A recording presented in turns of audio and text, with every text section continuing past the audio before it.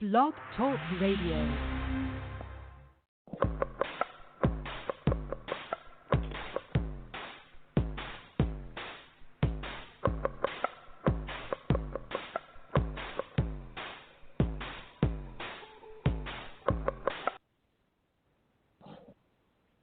Good evening and welcome to House Talk.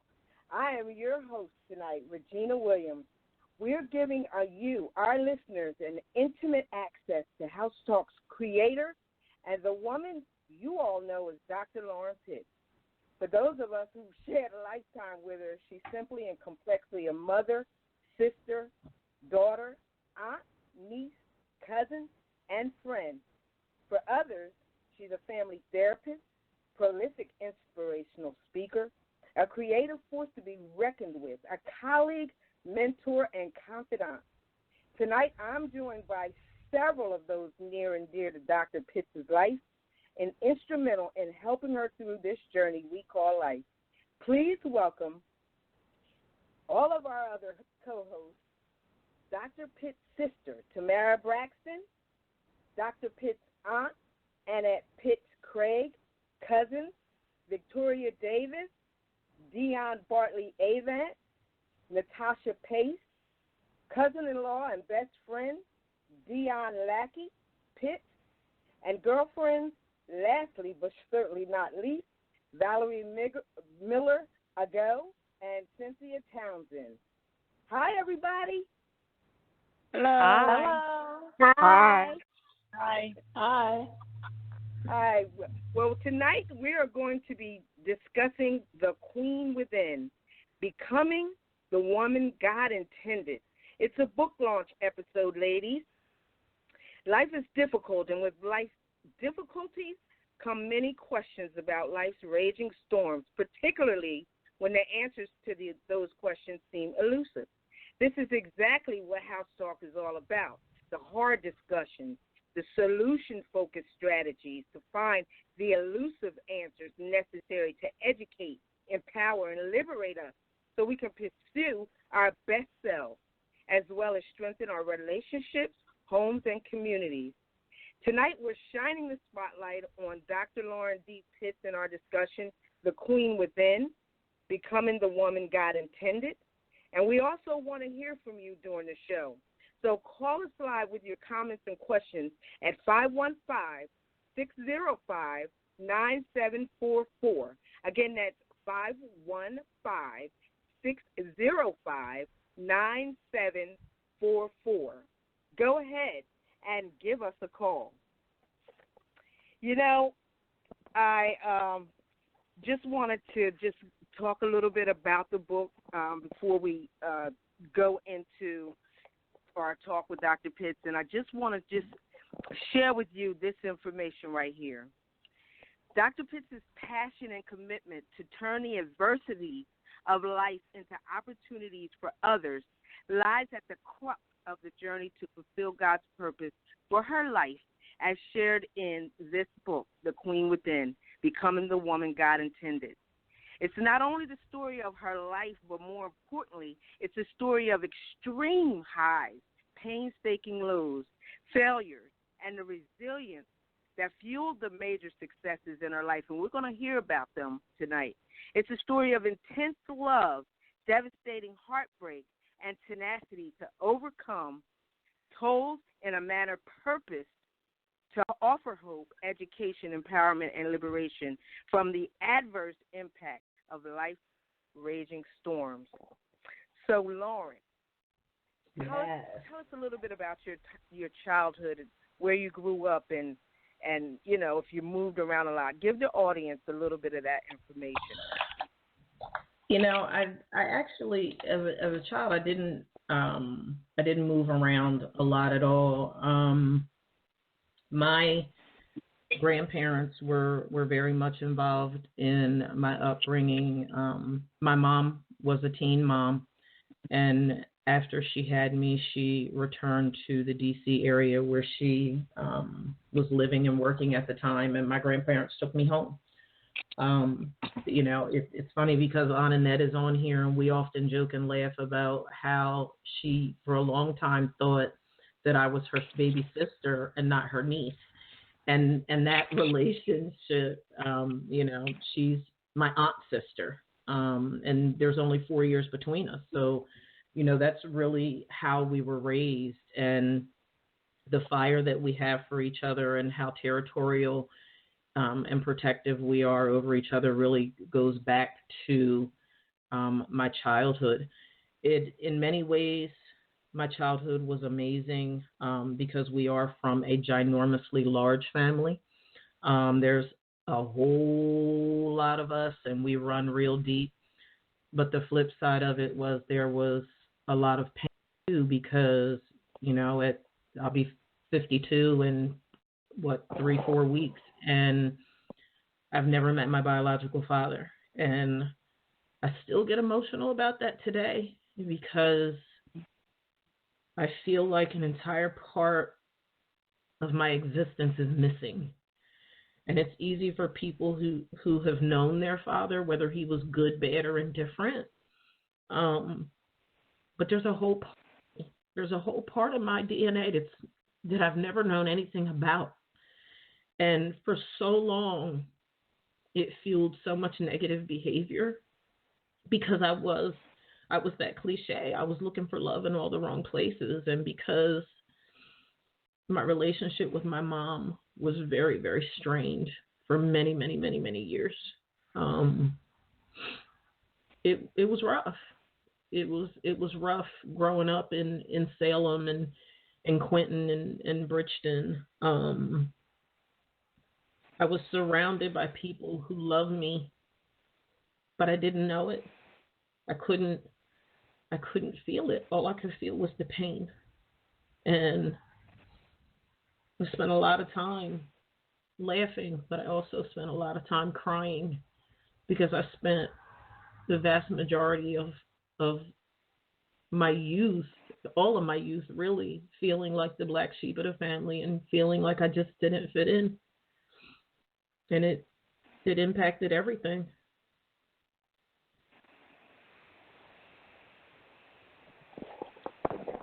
Tamara, as her sister, growing up in the same household, how would you respond to that? Telling us about the childhood and things of that nature.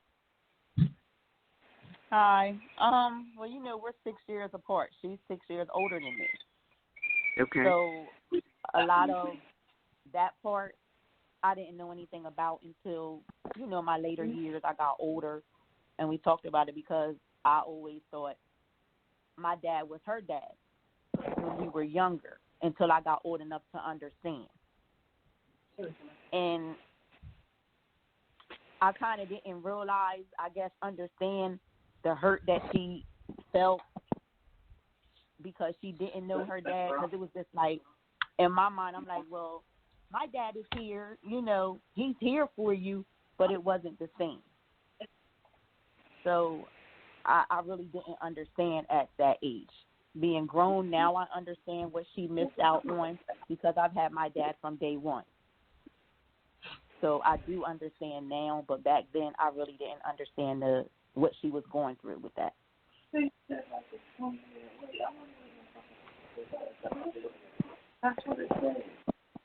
Regina, I wanted to add to that too. Something that somebody's got a lot of background noise.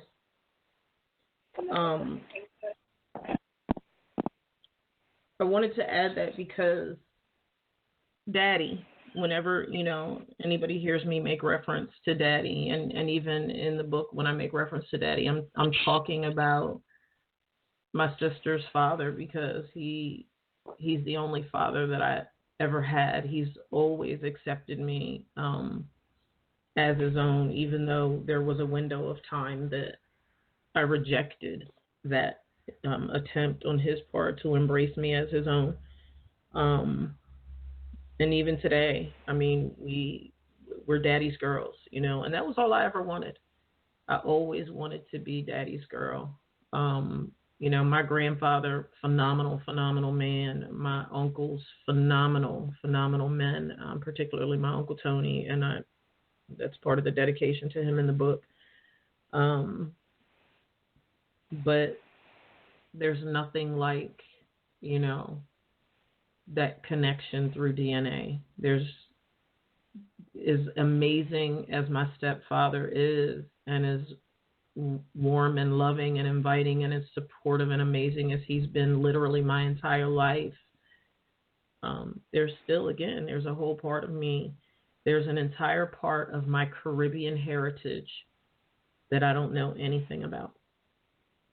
And it's a void that's never been filled. And I don't know that it will ever be filled. And just a sidebar, Regina, for the record, Theresa has joined us. Hello. Yeah, there you go. Hey, yeah. Tweeta. Hey. So this is Annette. Hi, Theresa.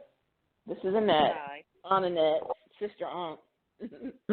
And being 4 years old and having your mother bring a baby home, you just assume it's your sister or your brother if it's a boy. And I did. I thought Lauren was my baby sister because my mom brought her home. Paulette was sick and was still in the hospital for a couple of days, I guess. So one of our other aunts explained to me that she was my niece and what that meant. So I had to kind of go back and tell a couple of relatives that lived right near us that she's not my sister, she's my niece. And growing up together, it was like my parents were her parents too, because even when Paulette came back from D.C., she was working shift work, and it seemed like Lauren was always at our house. So even though she was my niece and I understood what that meant at 4 years old, she was still my sister. And, you know, you have your ups and downs. You don't want the little kid that's 4 years younger than you tagging along when you're a teenager and they're still, you know, one digit. And then a few years later when you're both teenagers, it kind of changed on us without us even realizing, and we got close. So the years since have been a struggle for both of us at times because everybody goes through things, everybody has something. But I always try to be encouraging and just be there because I always felt like that's what God wanted me to do. So we're along for the ride, whether you like it or not. All right. Until one of us finishes the race. Don't know. But I'm right here for you. That's right. That's right. You know, Dr. Pitts' mantra is turning the adversities of her life into opportunities for others. And this is exactly what she's done with this autobiography, because the book, although it is one of self-reflection, but it's also intended to offer light, hope, direction, and education of what it takes to be the man or woman God intended for us to be. She's a wealth of knowledge and inspiration with solution-focused strategies, and you, our listeners, have access to ask her questions. So call us now with your questions or comments at 515-605-9744. Again, that's 515-605-9744. And then I want you to talk a little bit because we want to get you smiling because we got you all emotional right now. But I want you to talk about your fondest childhood memory and just give us a little bit of idea of what you wanted to be when you grew up, Lauren. So, you know, I don't just have one fond childhood memory. I have a few. Growing up on Gravelly Hill Road, man, and sledding down the hill before they cut the hill down, flying at, you know, you talk about God's grace and mercy. Everybody on this phone should be dead. It's like we sledded down a hill, didn't care if cars was coming. It's like, we had a young person at the bottom of the hill. You know, but we were invincible. It's like you're flying down. Oh my God! I mean, just ice cold. Growing up in my grandparents' house, there was this huge. I don't even know what was it, oil that we had back then, y'all. But they had this huge heater in the middle of the living room floor, and it was this huge grate. Like if you fell on it, you were gonna be like scarred for life. Branded. You get branded. But like we would come in, look in the wintertime, and you would see our mittens and our hats and our scarves lined around this humongous grate in the middle of the living room floor that was cranking out heat that was hot as hell. But it was the most amazing experience. One of the other ones is, again, because our family is so large, we all learned how to cook at a very young age. And wasn't no box, nothing back then. Everything was made from scratch. Biscuits and soups and pies and cakes and it was homemade cranberry relish, which, look, the fancy folk call it chutney today, y'all. But for us, it was homemade cranberry relish. And it was just this, it was my Walton's experience. Like, I am just all about nostalgia. And I always, as corny as it sounds, I always loved the Waltons growing up. But our family was the Waltons to me. Like, we weren't on Walton's Mountain. We were on Gravelly Hill, and it was, back then you see the movies of the, what was it, Soul Food and all the Sunday dinners at Big Mama's house and all that. Back in the day, that was at my grandma's. Everybody was at Dot and Lester's at some point in time on the weekend, playing basketball on the hill, sledding on the hill, eating her fried chicken and lard on the hill. Just, we rocked out. And then the other one that is just, and I talk about it today, our trips, you talk about road trips. We would take road trips to Wildwood with the washcloth and the bar soap in the quart jar, whole fried chicken, and, just carloads of us going to Wildwood and being in the bumper cars with my grandpa and on the roller coaster back when the roller coasters, the tracks were still wooden. Just phenomenal. Same thing with our trips up home. My grandmother was from Lancaster County, Pennsylvania, and we would go up home. Her brother owned a motel / lodge type establishment and a bar and lounge. And I was going in the bar from a right young age, y'all. I just wasn't drinking back then. I was playing video games, But just sweet country memories that are why at the core of my being, I'm a country girl. I love the city. I like to go to the city to play and for cultural enrichment and all of that. But I love the country. I want to come home to the crickets and the birds. I absolutely love the country, and it's because I had such a rich country upbringing. And I still don't know how to jump double dutch. My BFFs from Salem never loved me enough to teach me how to jump double dutch. I'm a non-double dutch jumping somebody, and all three of them heifers can jump double dutch. Good, y'all, but that's another story. Go ahead. I was always afraid of that them ropes. I always thought that I would get smacked in the face with them. Yeah. What did you want to be when you extent of my jumping? Mhm. What was your career choice when you were younger? What did you want to be when you grew up? What did you want to? Well, interestingly enough, I mean, I'm doing it, and so I had 4 things. I wanted to own my own restaurants and cater because I'm a chef at the core of my being. I wanted to practice law, which is next on the list. I wanted to be able to help people, except back then I didn't realize that it was called, a couple marriage and family therapists, but I definitely wanted to be able to help people feel better. And I always wanted to write. I have known since I was 16 years of age that God has called me to impact his people through speaking, teaching, and writing. And I mean, I remember it, and I wonder if Dionne, Val, and Cindy remember this.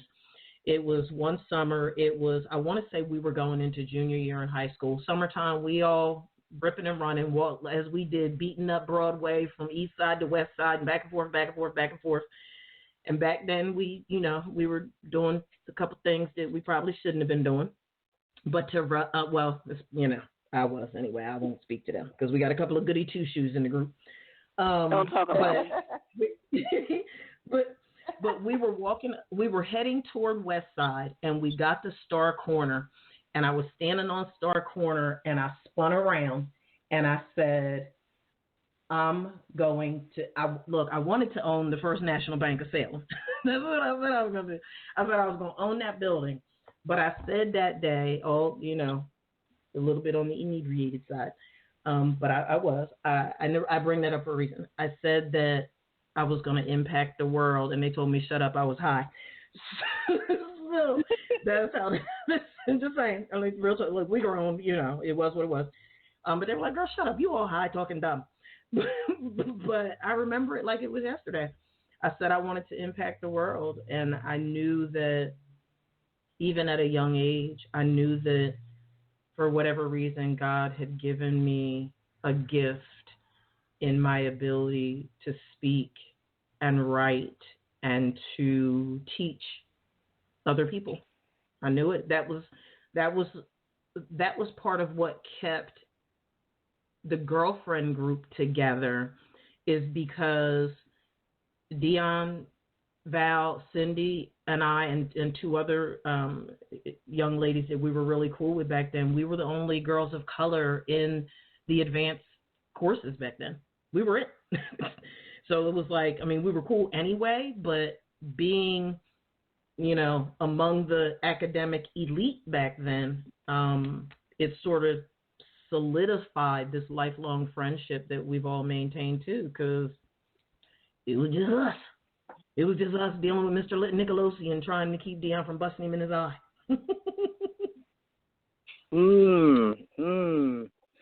I was reading the book, and one of the quotes you said was, working out one's salvation is like putting a puzzle together. Can you recall when exactly or what it was that purposed you to write this specific piece, your autobiography? Because do you feel, I know you don't feel your work is done. You have a lot more to do.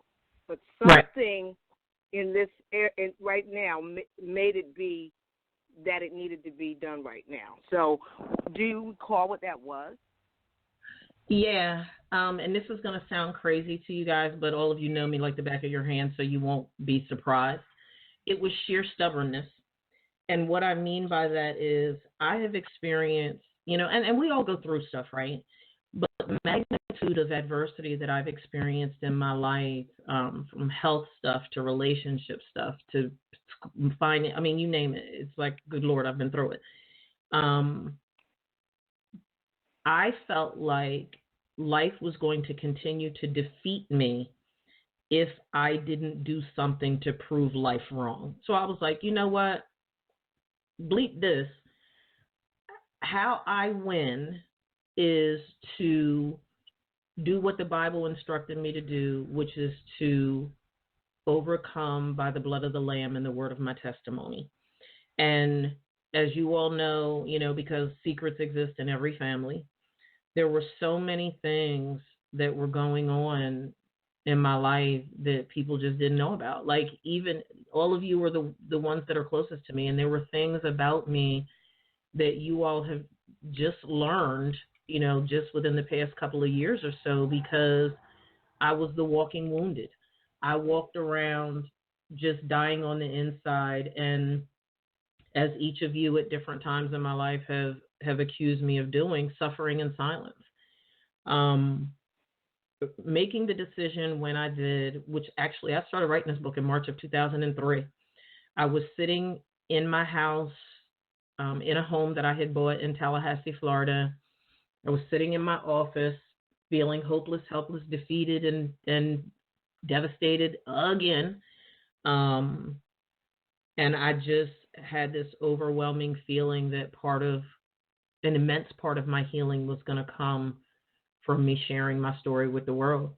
And it was like, oh, okay, devil, you know what? I'm going to tell on you. And that's really what it was. Sheer stubbornness. It was sheer stubbornness that said, you know what? This is how I win.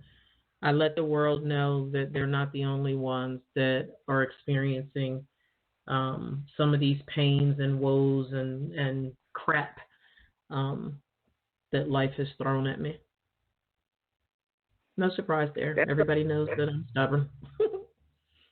That reminds me of a quote that I just saw the other day from Atticus, who I'm not even sure is. It said, she wore 1,000 faces, all to hide her own.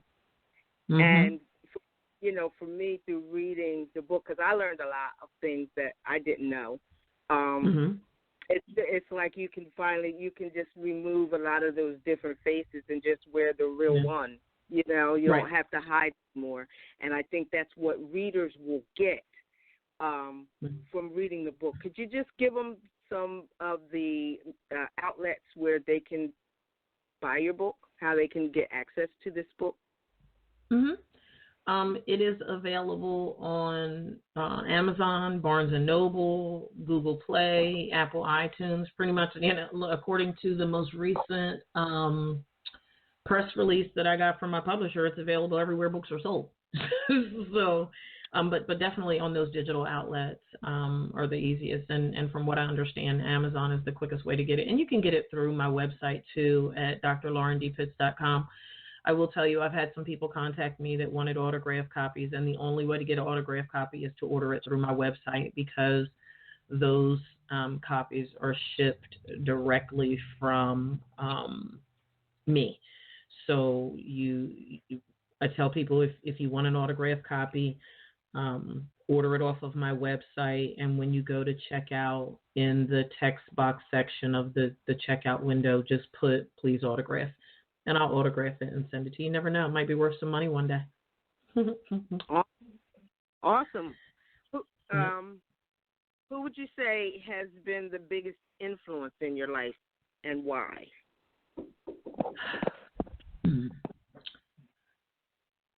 My biggest influence was always my Aunt Pauline, which was my grandmother's sister. For as long as I can remember, she saw something in me that I never saw in myself. She believed in me when I didn't believe in myself. From, the demand, from the demand that she put on me to take care of my teeth, to the demand for academic excellence that she placed upon me, to the demand that she placed upon me to conduct myself as a lady at all times. Failed miserably in that area sometime though. But she literally, from the age of 4 or 5 years old, like I can remember her coming down from Philadelphia and taking me by my chin and looking me right in my eye and telling me with certainty what her expectations of me were. And basically, anything less than that was totally unacceptable and intolerable. There was just no room for mediocrity in my life where she was concerned. It wasn't even open for discussion. It was understood that I was going to go to college. It was understood that I was going to thrive and that I was going to go and achieve the highest possible academic achievements. It was understood that I was going to do extraordinary things and that I was going to leave my footprint on the world. She made that very clear from when I was a small child.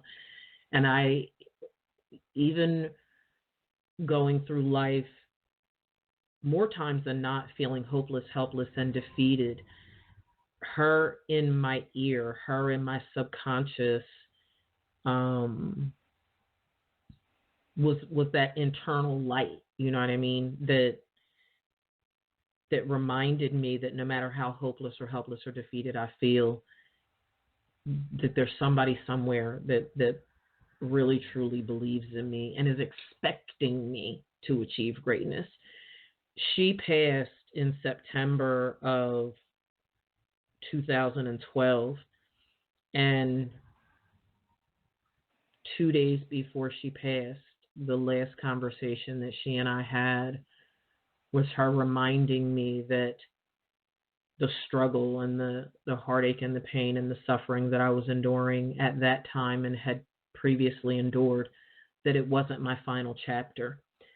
She expressed that she knew that I was going to be okay, that God was going to raise up a standard in me, and that I was going to be everything that He purposed me to be, and to never settle for less than that.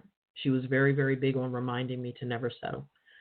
So definitely, she was, and even in her absence in my life, her expectations for me still govern how I live my life and the things that I set out to achieve. I am a consummate overachiever. Okay. So with that being said, is there anything you would like to do or accomplish in your life that you haven't done yet? Yeah. Go ahead and talk about me real bad, but I'm going to law school. I remember when, right before I completed my doctoral degree, my son's grandfather asked me, was I done? And before I had a chance to answer, his father was like, no. It's like, he knows me. He knows the mother of his child. And even though I said I was done, I don't need any more education, that lasted all of a year. And then I was like, I want more. And even in particular, when you consider the nature of my work and that all of my work is focused on the marginalized and the disenfranchised, there's so much injustice, there's so much inequality that exists among ethnic minorities that it's disgraceful. And particularly in my work as a couple, marriage, and family therapist, where marginalized and disenfranchised children are concerned, the atrocities that I see perpetrated by the judicial system, is just disgraceful. And I was like, you know what? I can be a part of the solution. I can be a part of the problem. I'm going to be a part of the solution. I'm going to go to law school. I'm going to get, another doctorate. I'm going to get my Juris Doctorate in family law. And I'm going to bust my buns doing pro bono work for these folks that are experiencing all of these injustices and don't have the money to pay for appropriate counsel. So that's next.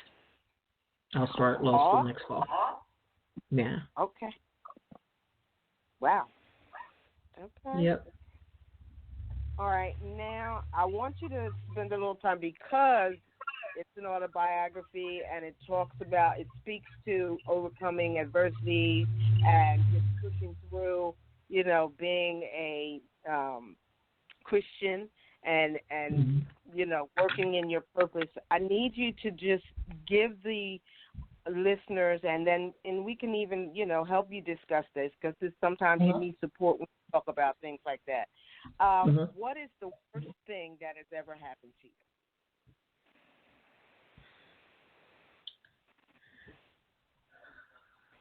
Molestation.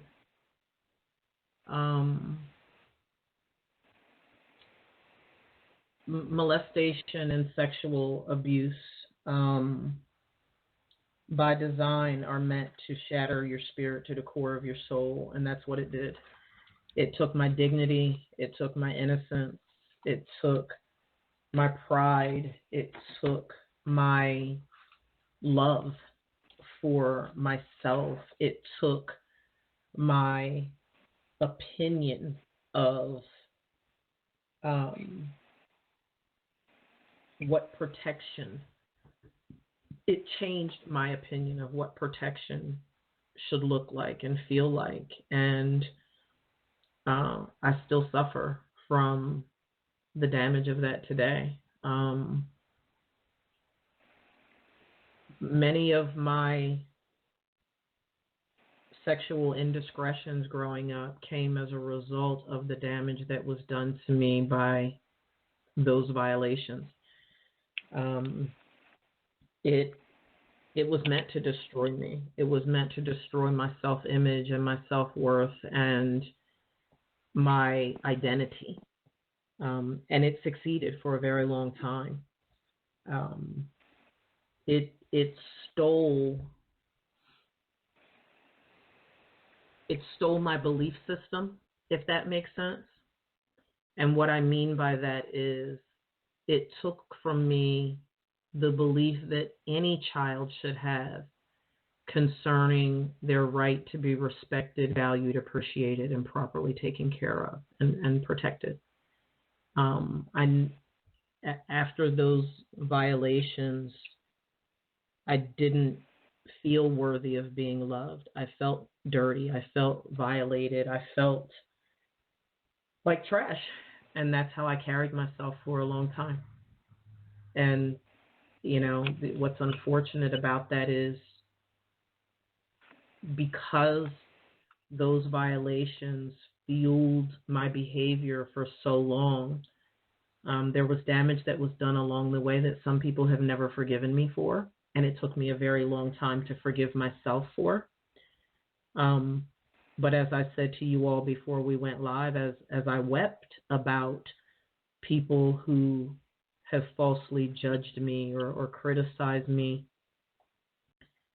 there are people today who still treat me as if I was as if I were still that promiscuous adolescent. But they've never taken the time to fully understand, nor have they expressed an interest that they even care about what would make a young girl have such a low opinion of herself. And because I had such a low opinion of myself for many years, I attracted individuals to myself that validated the low opinion that I had.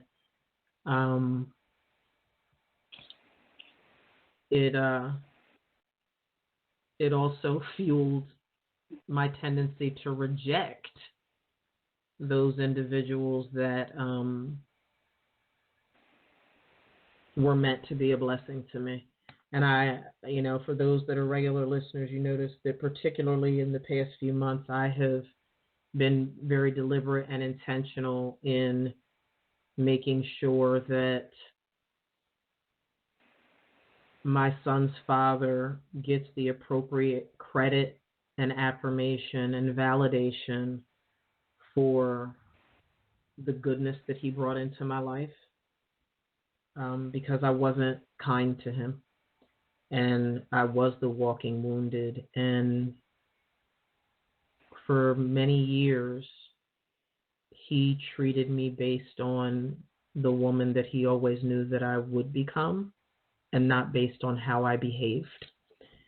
But I wasn't healthy enough or mature enough back then to respect it, to honor it, to appreciate it. So that's why, when people hear me, and I do it all the time anymore, I make sure that I'm celebrating him and that I give him his due. And in many ways, I feel like I owe that to him, because for so many years I treated him so horribly, and he didn't deserve that. But as Joyce Myers always says so eloquently, hurting people hurt people. And I was very much guilty of that.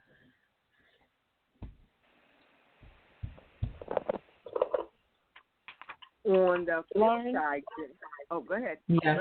Lauren, this is Val.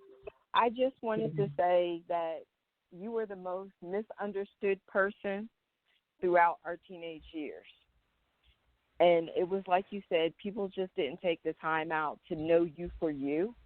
And that was their loss, because they missed out on a great person.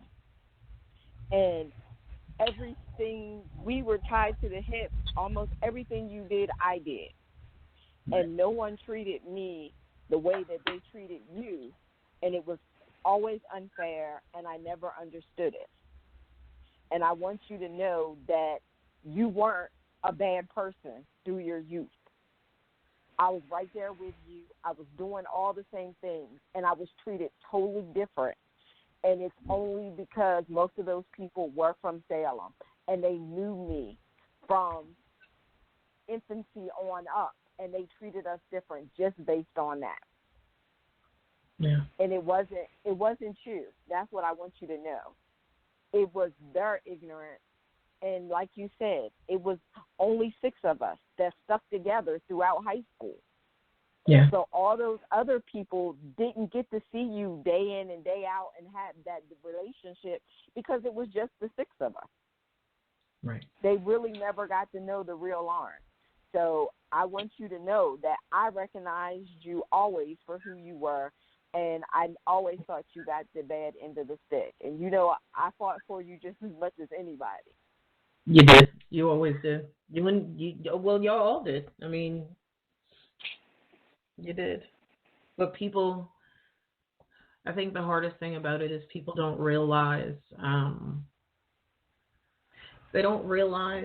nor do they care sometimes, the damage that they're inflicting. I know you all have heard me say often that, you know, you all knew that I was battling cancer when we came into high school, but those people that were, because, you know, we didn't call it bullying back then, but the people that were bullying me certainly didn't. And, you know, I remember Dionne and Cynthia and I, we were talking about it as we went to the event on Sunday in Philly. And I was saying, you know, I remember, like, coming to school just dragging because I was so sick and I was so drained and so tired, and having to defend myself against people that didn't have a reason to dislike me. You know what I mean? I've often joked and said, if I got what they thought I was getting, man, listen, like, They had me, you know, according to many, I had relations with, you know, everybody. And I'm like, I really didn't. That wasn't me. And then when I think about, and Theresa, I don't know if you remember this, you probably do, but, you know, at one point in time, I was so afraid that I was going to get jumped, even though you all defended me. Like, you couldn't be with me every minute of every day. I was so afraid that I was going to be jumped. I started carrying a knife, and it wasn't just any knife. Yeah, Theresa took it. It was a fillet knife. I was, girl, listen. It was a fillet knife. I took that from you. Yeah. Yeah. Look, it was a fillet knife in a beautiful beige embroidered leather case, and I was like, I remember that knife. Yeah. Yeah. I'm like, okay. This is what it's going to be. And it didn't happen. So then, you know, she took the knife, and then I had to demonstrate that I had hot hands and I knew how to work them. So I was like, okay. So look, so in actuality, it's Teresa's fault that I started brawling. And Bun and Gerald, she's sitting there all quiet.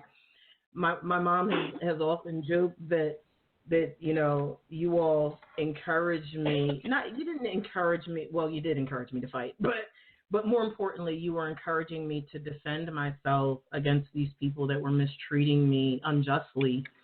And you let me out the cage, and then it was like, oh dear God, she's out. Now what do? We can't get her back in. And it was like, I just started fighting and wouldn't stop. You know, it was we like, just whoa. wanted you to defend yourself because a lot of it was jealousy, and a lot of it was, as they say, haters. And they didn't like you because you had a nice shape. They didn't like you because you were pretty. They didn't like you because you were smart. I mean, it was just all these different things. And you were so mild-mannered, and you didn't bother anybody. And it just enraged me that they kept messing with you. And that night, I couldn't take it. I just called Gerald, and I said, we have to ride tonight. Remember. We were in Jersey at 12 o'clock midnight from D.C. to handle business. And then she called me back and said, I already did it. I said, okay. Yeah. It's just, I don't like bullying. Bullying just, it drives me nuts. And for someone who was such a kind person, still are, and you did nothing but try to help other people. If they were not doing well in class, you would try to help. I mean, you were just helpful. And so I didn't understand why everybody just wanted to pick on Lauren. And I'm like, okay, I'm tired of it. You were tired of it? But yeah, we let you out the bag, and you have not stopped since. Yeah. I asked Mommy yesterday. Huh? I said I love you, dear. I love you too. Here's your funny for today, you guys. I asked Mommy. I've told you before we went live. I got some stuff going on now, and just as serious as a heart attack. I was sitting at the table eating dinner last night when I got home from work. I said, Mommy, can I ask you a question? She said, yeah. I said, where did I get this violent streak from? She said, look, Tammy, here you go. She said, you do know that I have a nasty temper. you do know that your father has a nasty temper. I said, yeah, I know, Mommy, but you and Daddy don't be like laying on hands. But me and Tammy, on the other hand, we have been known a time or two to lay on of hands. And she said, well, I don't know where y'all got that from. Wow. Yeah. Did she say that? She did. Honest to God. She said she didn't know where I got it from. I sure enough did. I just asked her that last night. Like, where did I get this violent streak from? Wow. I don't see that again. Mommy has the mouth. Mommy's mouth will make you leave her alone. So I think that's part of it. Her mouth just makes people just go the other direction. So she probably never offensive and rude. Right, she never had to fight on anybody because her mouth is so rude. It's just like, I don't even want to be bothered. She's just disrespectful and ignorant. She just make you like, you know what? I can't. Wow. Mama, if you listening, they love you. Is Paulette Lillian a wordsmith? Girl, that mouth is fire. She goes from 0 to cut your throat in like 2.3 seconds flat, and you be like, you wish she had hit you. She done cut you. She done hurt you feeling so bad with her mouth. You be like, you know what? Just punch me in the face next time. She's just disrespectful with her mouth. Just say anything. What was you going to say on that? I was going to say, I think that my mommy, your grandmother, was, I think she was quite capable of defending herself when she was a child in the public schools of Atglen, Pennsylvania in the 20s and 30s, 1920s and 30s. You know what? Grandma was a brawler. Because she told you one of the fights you had in Salem High School, she told you, I would have jumped there a long time ago, but I couldn't tell you that. Right. Look, Dionne Val and Cindy, that was the one over there in that good hallway. Remember, we was changing classes, and that person that was the first fight I had in high school. It was that one. That's the one where because the harassment started first day of school, but we didn't fight till April. And when I got suspended and came home, Grandmom said that I should have jacked her up a long time ago, but she couldn't tell me that. But instead, Tammy used to always say she was forever telling us to turn the other cheek. And it's like, Grandma, we only got 2 of those.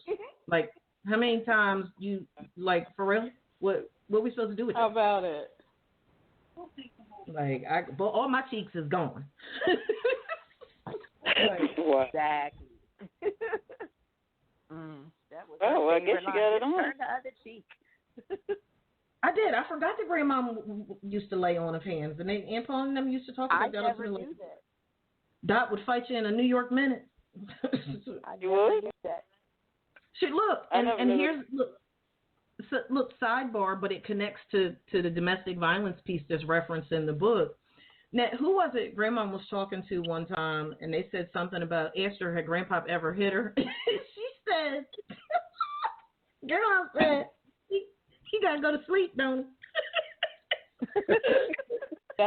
He got to eat, and they got to go to sleep. Yes. Look, he got to eat and he got to go to sleep. We don't do that hitting stuff. We didn't.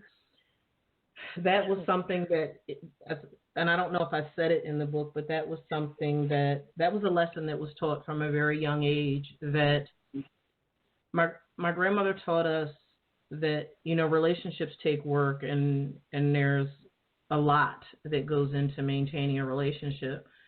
The only thing that we were not to tolerate was somebody beating on us.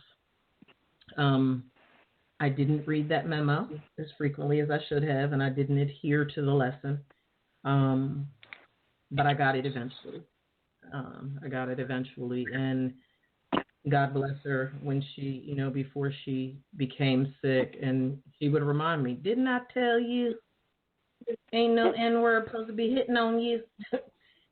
Yeah. But it was, the issue was so much deeper. Huh? She used the N-word? Yes. Girl, yes. She does, but she'd call you I've back. never heard it. I heard that, but I never heard that. Look, Dot didn't cuss, but she did use the N-word. You don't talk like that with company in the house. Right. She was on her best behavior. We were company? Wow. I can't even imagine her saying that. Right. Yeah. Well, you weren't there on a daily basis. Look, Matt, they were too used to hearing her say, when they would come up from D.C., she would just tell them about it while she patted her foot. she didn't name call when there was folk that didn't live there in the house. But she could. She just didn't cuss. She had other words. Yeah. This is why I love house talk, because it's house talk, Wow. Wow. I really cannot envision that. Wow. Okay. Well, here's the thing, and I say this, and then Regina, we can go on, and it's funny, and so let me just say to the listening audience, there's no offense taken. My grandmother was the sweetest, kindest, most loving person you could ever want to meet, and she did not curse. Never in my life heard her ever say a curse word, but she had fillers. And, oh, by the way, those of you that know anything about the Pitts clan, we are fair-complected folk, but she would call us, you darkies. Wait, hold up. Ain't nobody in here dark. What the world is going on right now? How we get here? Ain't nobody dark? Who are you talking to? Nigga, we looking around because ain't nobody dark. But she did. She didn't, she just had fillers. Other word, like Bun, you used to say pumpkin when you was trying to stop using expletives. Grandma she had a whole bunch of other ones that she would use, and you darkies going outside was one of them. So, yeah. All right.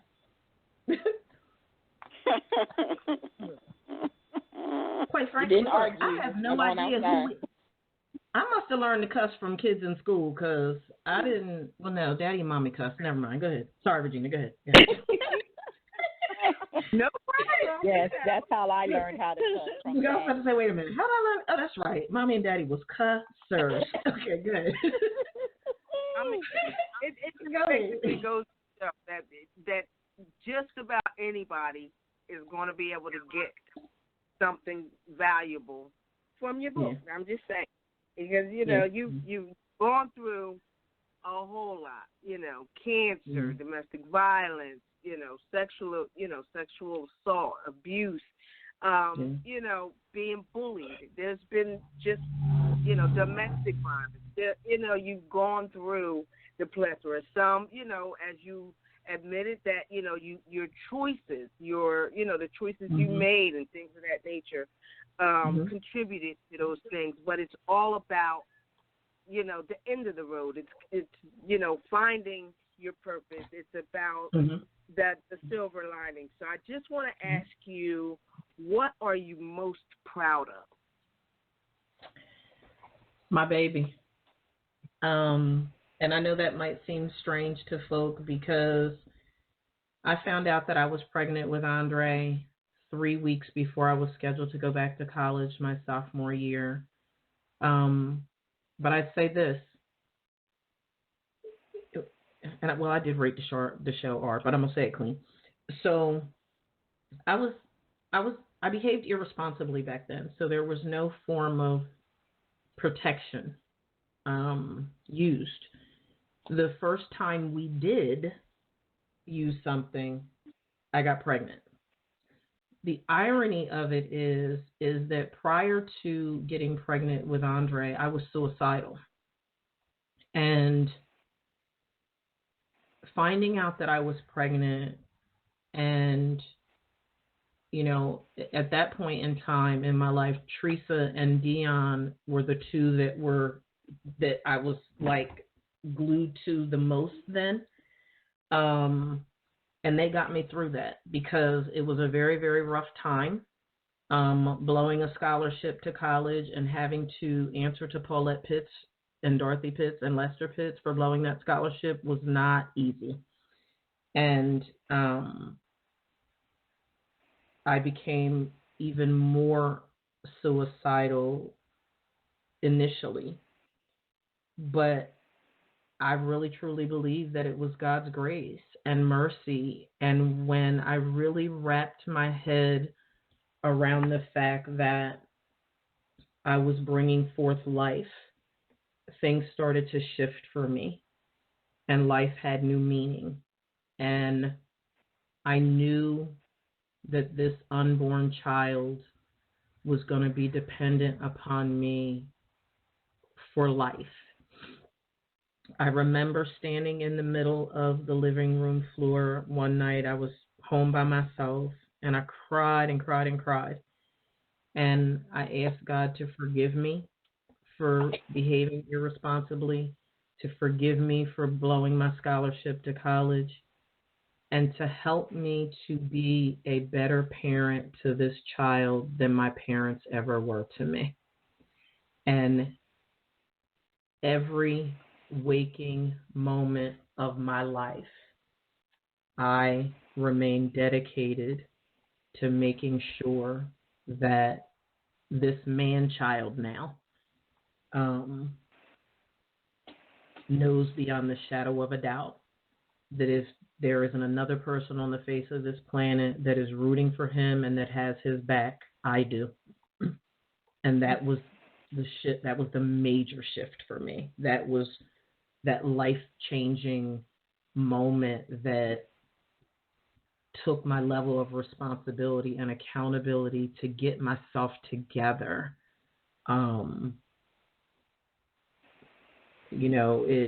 Having him played a part in me making the decision to stop drinking I was drinking like a daggone fish.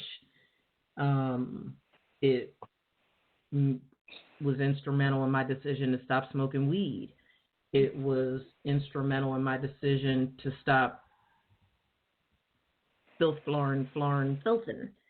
I wanted to be an appropriate example for him, and I just vowed that whatever it took was what I was going to do to make sure that he was set up to succeed.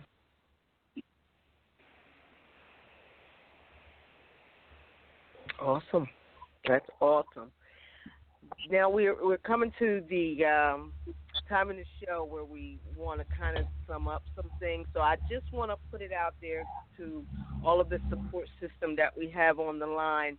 Were there any key points or thoughts that you heard or that you have on your heart that you want the listeners to know, to take away from tonight's discussion? And that's, from Vicky, Tamara, Dionne, all of Michelle, Valerie, Natasha. If any of you have some thoughts that you want the audience to know, now would be a good time. This is Dionne Bartley-Avant. And I just really wanted to just kind of share with everybody that as you heard Lauren speak her story, what she never spoke about was her gift of giving. She has always been a giver. She gave of herself, her time, her money, her love. And while she may not have felt as loved as she was giving her own love, this circle of friends today grows because she's in the center of it. And this circle of friends that sit on this phone for her today honor and lift her up because she is that giver. And no matter what she's going through, has gone through, will go through, we are always going to be there for you, as you are always there for us. Hey, D. Amen. You forgot to say that I gave y'all my car. Uh-oh. Yeah, I forgot that. Look, Regina, these daggone girls, man. Can we get the car? The Lumina got some miles on it because they drove it everywhere. I'm sure they drove that Lumina to places that I didn't even know they drove it to. Don't forget about the blue bonnet. Yes, and the blue bonnet too. And thank God for Jesus. I never felt like I couldn't trust them with the keys. Anytime they asked me for my car, I gave it to them, and they never tore it up. They never tore it up. Wow. We never tore up any of the cars that we borrowed either. No, we didn't. When we was going to the beer garden and stuff. Yeah, exactly. Always brought it back at the appointed time, the gas, and I never tore anything up.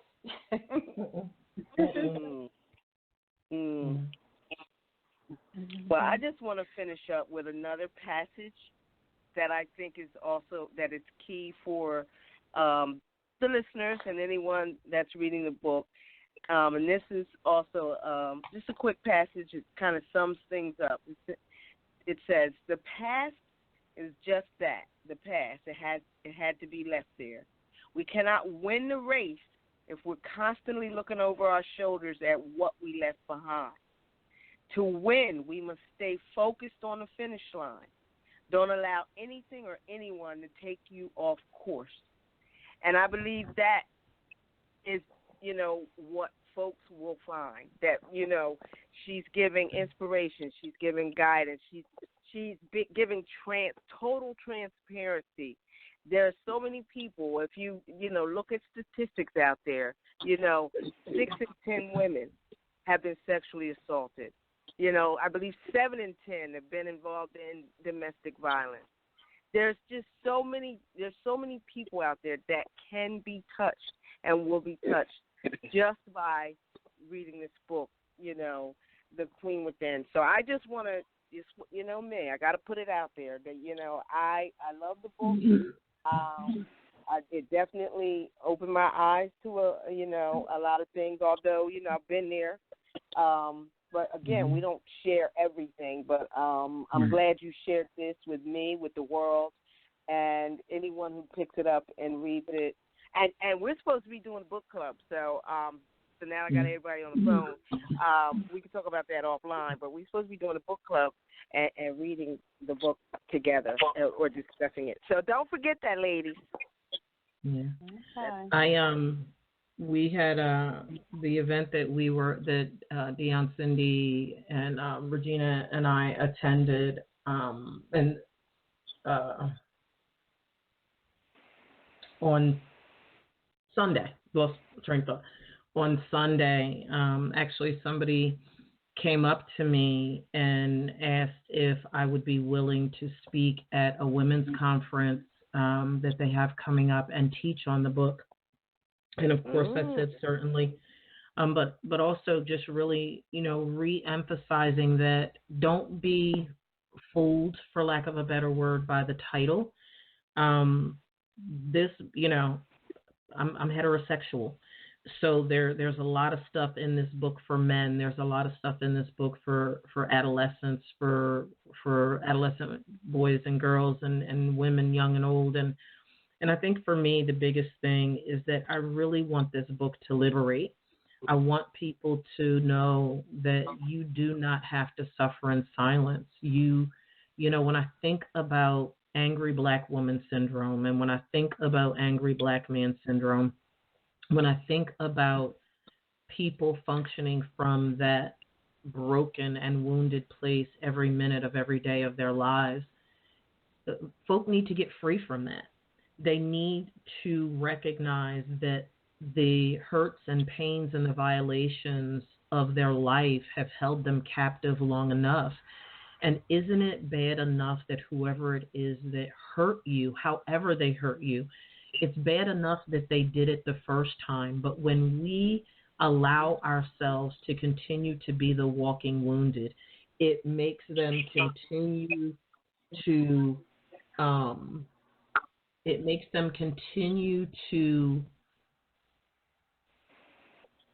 re-victimize.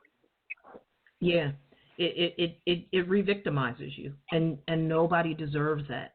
You have a right to win. You have a right to be free from all of that. So I definitely encourage you to get your copy of the book. And I am, it's interesting, Dee, that you made the comment of giving, because what I said on last week's show, and it remains constant for the next 5 days, our hometown of Salem, New Jersey, really needs support for revitalization, as do many communities. But right now, I'm raising money for Salem. And I informed all of our listeners last week that for everyone that purchases a copy of the book through my website, not only will I autograph their copy, but I will donate 50%, because last week we were honoring, the 50th episode anniversary. I will donate 50% of every book that's sold to Stand Up for Salem and to the revitalization of our community. Salem is very different than it was when we were kids, and I believe that, part of how I give back is by sharing the proceeds, by playing it forward and sharing as God continues to bless me and make a way for me and provide for me, that I give that back in any way that I can to my community. So listeners, I want to thank you for tuning in tonight. Don't forget to order my autobiography, The Queen Within, Becoming the Woman God Intended. Thank you to each of these amazing, amazing women that have contributed and continue to contribute so greatly to my life. I love each of you so freaking much. It's not even funny. I swear to Goshen, I love you. And I'm here. I'm sane because God loved me so much that he connected me with each of you and keeps me connected with each of you day in and day out. I really, truly am eternally grateful. And the love that I have for each of you is really beyond words. Listeners, I want you to join us next Wednesday at 9 p.m. as we kick off, and Regina touched on it a little bit, but next week we kick off Domestic Violence Awareness and Breast Cancer Awareness Month for the month of October. So again, I want to thank you all so much for tuning in tonight. Ladies, I love you. We need to get together. We need to go have appetizers and some Arnold Palmers.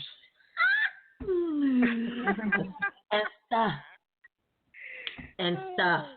We need to take a road trip. We need to take a road trip and go see Val. We need to go see Annette. We need to go to the African American Museum in DC all together and just go hang out and rock around the shindig in DC for the weekend and go love on Annette and Val. I love you guys. Thank you. Good night, everybody. Good night. Love you. Good night. Good night. Love you. Good night. Bye.